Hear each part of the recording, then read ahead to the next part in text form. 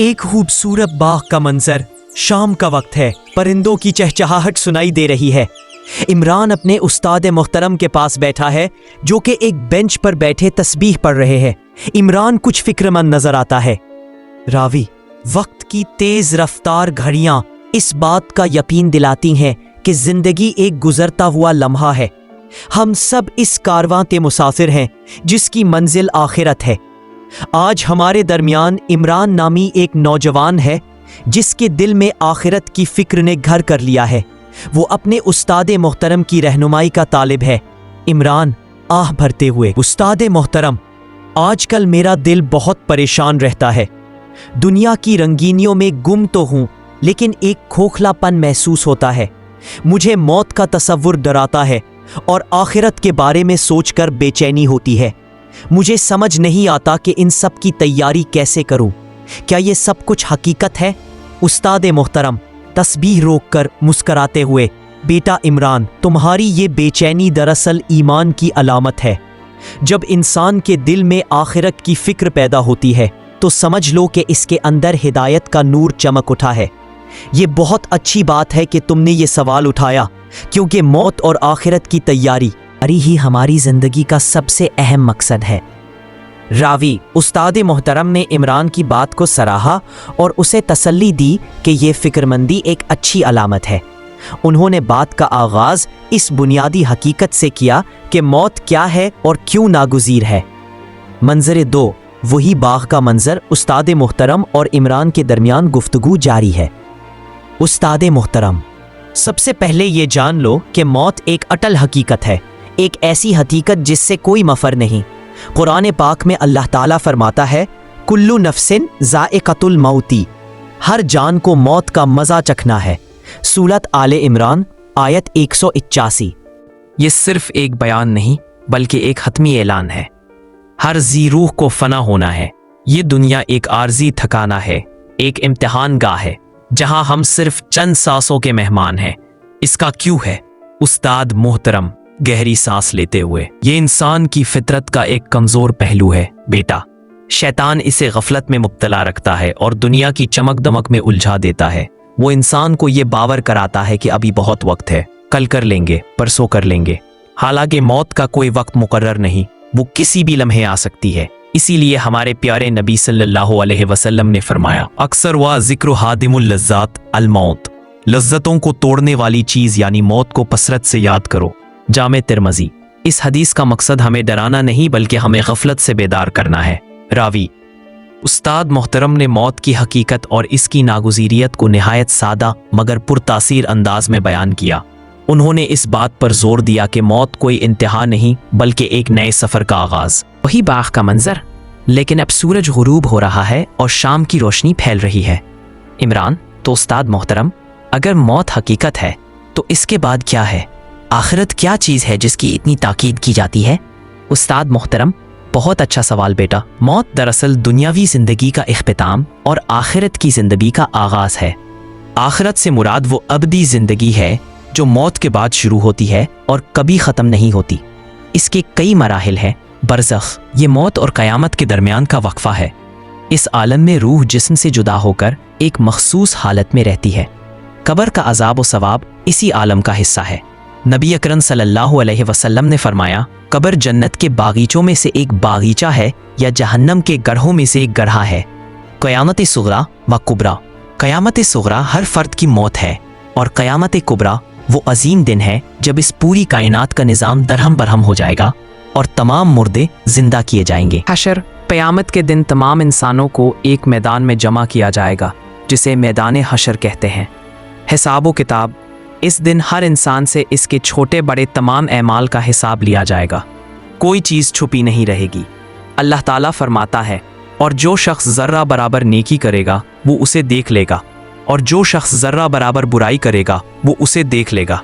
सूरा अज़्ज़िलज़ाल आयत 7 से 8।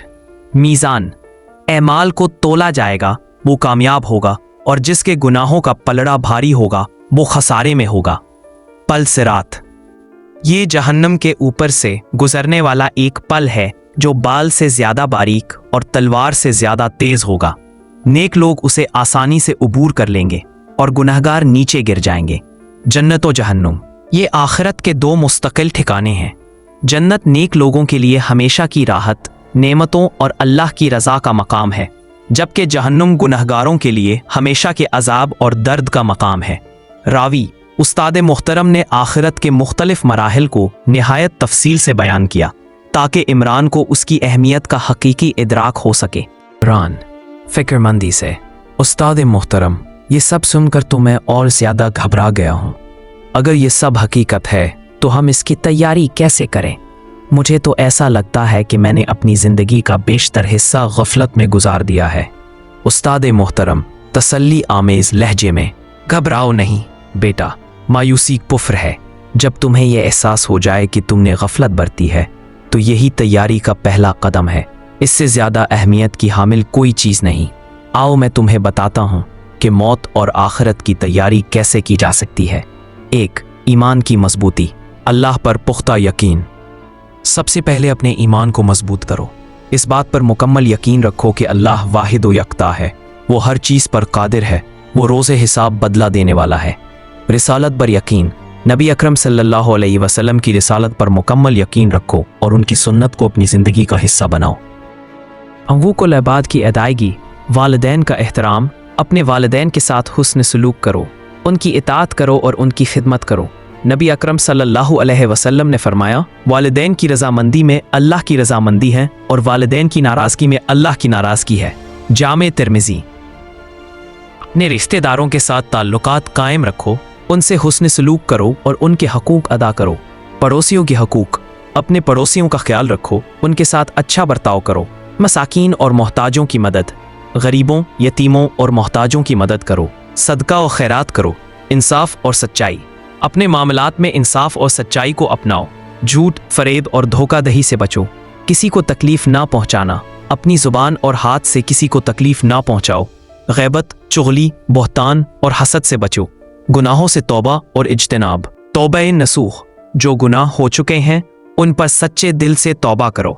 توبہ کا مطلب ہے آئندہ اس گناہ کو نہ کرنے کا پختہ ارادہ۔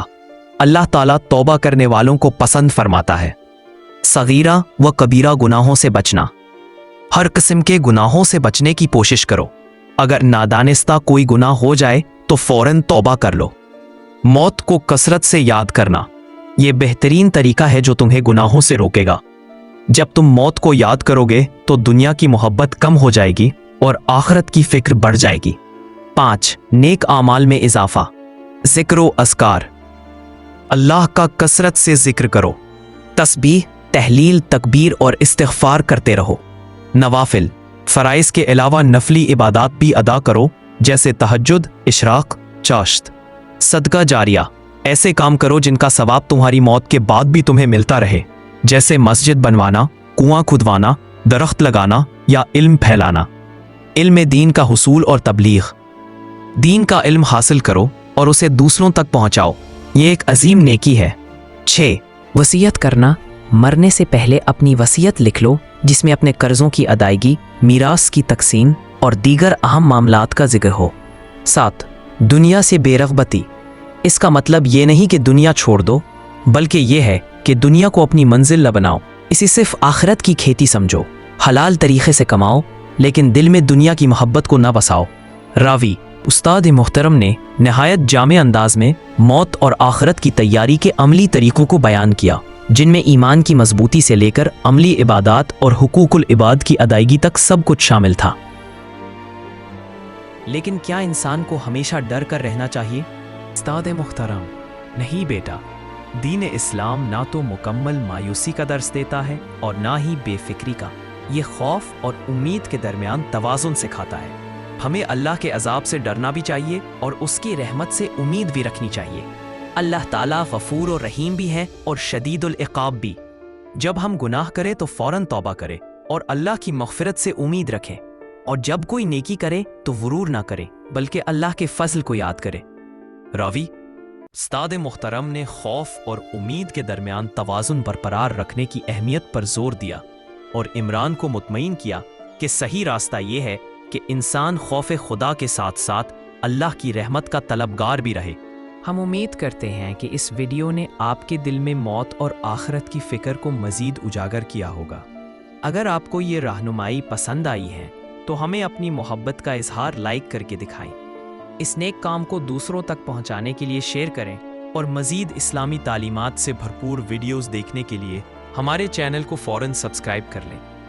آپ کے قیمتی کمنٹس کا ہمیں انتظار رہے گا جو ہماری حوصلہ افزائی کا باعث بنتے ہیں۔